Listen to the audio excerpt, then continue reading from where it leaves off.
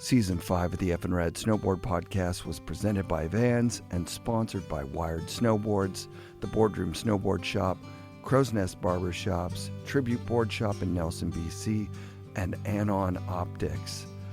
All right, if I had every conversation I've had about snowboarding recorded with Rob Dow, it would be a podcast that would be 1 million episodes long.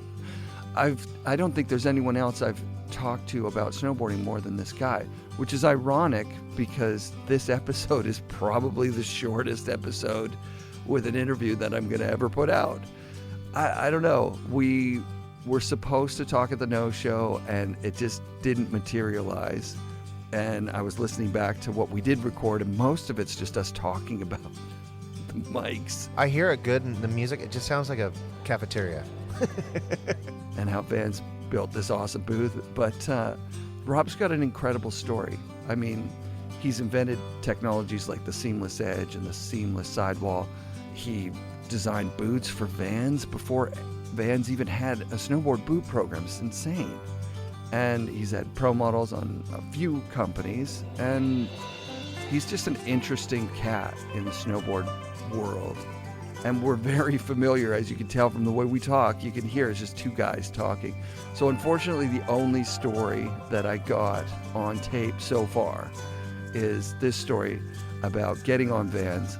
And he's always kind of attributed it to Devin turning them down and saying, oh yeah, but there's this guy, Rob Dow, which he was roommates with Devin at that time.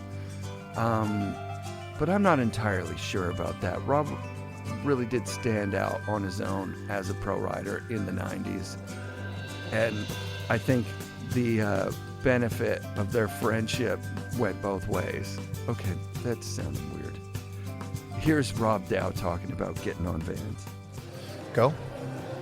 What year did you, and would you want to talk about it on mic that they wanted Devin? Who, for Vans? Yeah, when Vans sent you those boots. That's the way I remember Where it. did they come from? Like, how does that even happen? Did you reach out to them? Did they reach out to you? I mean, it's so long ago. I mean, we're talking like 94. I think 93? 93 maybe 93, 90 Yeah. something. I just remember Devin might have been on Airwalk, and then I think he suggested me because he wasn't available. So, like, Vans reached out to Dev. Something like that, yeah. And they were like, hey, what would it take to get you on the brand? Yeah, it's a little blurry, to be honest, but it was Right. something like that, I remember. I mean, without Walsh, I wouldn't have had that opportunity. There's no doubt in my mind. Rad. And then it just kind of worked out that I got to help design boots and get more involved Like, with the company. right away. Right Like, away. They're like, Right out of the we've got some ideas, but we don't have any boots made yet.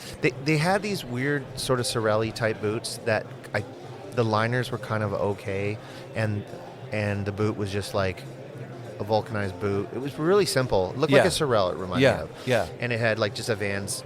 You saw that label I just showed you. It was literally that just glued to the same boot. Patch. And then we went to North Korea. They flew me over there, said, do you want to go to North Korea? I'm like, yeah, let's go. And then we started designing boots on the floor in the factories. So in North Korea. South Korea. What am I saying? North Korea. Yeah. It should just, we just normally say Korea. Yeah, Anyways, I don't know why I said North. But anyways, that was my first time going there, which was an amazing experience. What kind of design experience did you have at that point? Other than designing my own snowboards. Yeah. I mean, I was designing snowboards and helped building them at Option in those days. Yeah.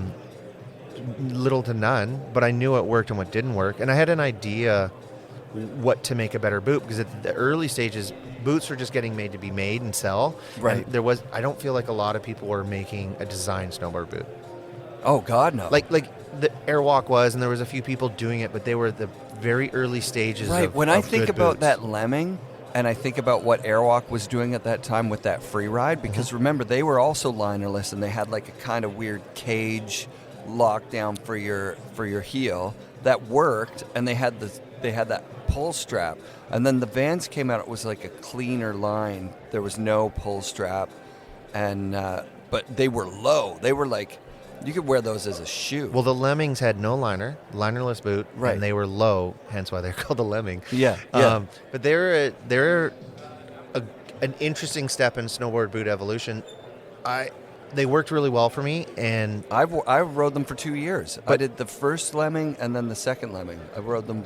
the first sample that I just showed you was a very primitive version of what came out in the production. It was really low still when low, it came out. soft, not much support internally, a little padding for support, and a little bit of leather. Right. And then they started going, hey, we need to add more support here structurally for your ankle and stuff like that.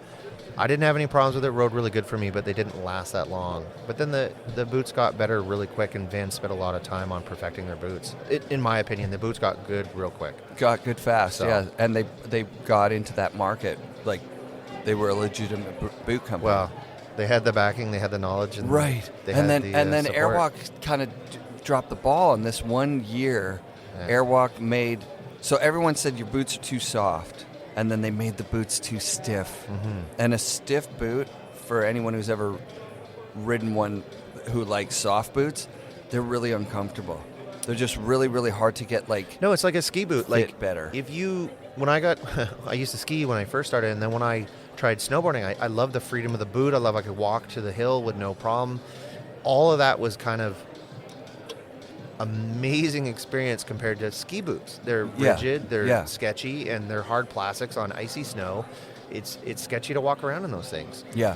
Hence why when I went to snowboarding, it was just like everything's comfortable, this is fun, you're surfing, you're on the snow, you're enjoying the powder instead of trying to stay away from it like the old skiers were. I just found it to be super, like, liberating being free on the hill. There was an actual period, and this is the exact time where you're helping to design this Vans boot, where we realized that heel hold was the thing. Mm-hmm. We needed to hold the heel into the bottom of the boot, because, like, when you had Sorels, sometimes, and I'm sure lots of people this happened to, you crash and your feet would come out of the boots. Literally almost pulled out. Not almost. I've seen people in their socks. For sure. Yeah. I've never been pulled out, but it's have, definitely... for sure. I took my ski liner race boots and put them in there because they were super rigid. Yeah. Put them in my Sorels. That's what we were riding in the beginning, which is ridiculous. Yeah. That there was not a dedicated product for this snowboarding sport. Yeah. Which dates us a little bit, but using the ski boot made it rideable, manageable. good. I They used felt duct good. tape around my Yeah. Sorels just A to lot of hold it people together. did. Yeah, because there's like 3 lace holes. That was it. It was a joke. And then that top lace around the top, that was It's just to terrifying. keep snow out. That was it. I wish I had my first pair of snowboard boots. Yeah, Sorels. me too. They Would've were been fun. brutal. Brutal.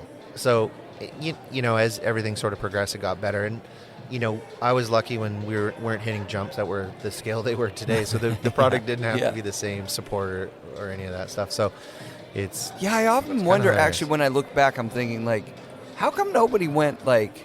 I mean, Damien did. Absolutely. And then you just go, oh, Damien did because his boots were, like, rigid ski boots. He had ski boots. Like, which, you could not go that big in a lemming. You couldn't. It just... You were risking your ankles. you just fold more often, essentially. Yeah. And so if you go back and look at, like, whoever was the greatest at that time, they really were being held back by their boots. I think all product in that stage. Boards were stiff as doors. There's a lot of things going on, But then remember that 1 year that Palmer started blasting, would have been maybe 92, 93, or 91, 92, where his airs were significantly bigger than everybody else, right? I wonder what boots he was on at that point. Probably his Vans, right? Like those Vans that he designed with the... Oh, no, that would have been way after the lemming. It was that was after 95, that, 96. I don't... Yeah, I wonder what boots they would have been on. Where he's I don't know. blasting. My guess is a lot of guys were modifying their equipment like we were. You probably were. Yeah. Just to...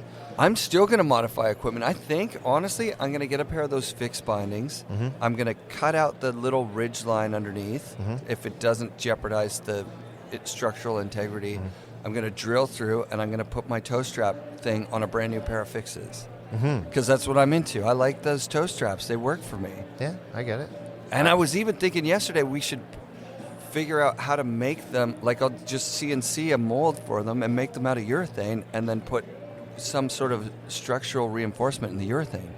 Because they attach to a regular binding ratchet, and then they just have to hook under the under the binding. Like more of a traditional.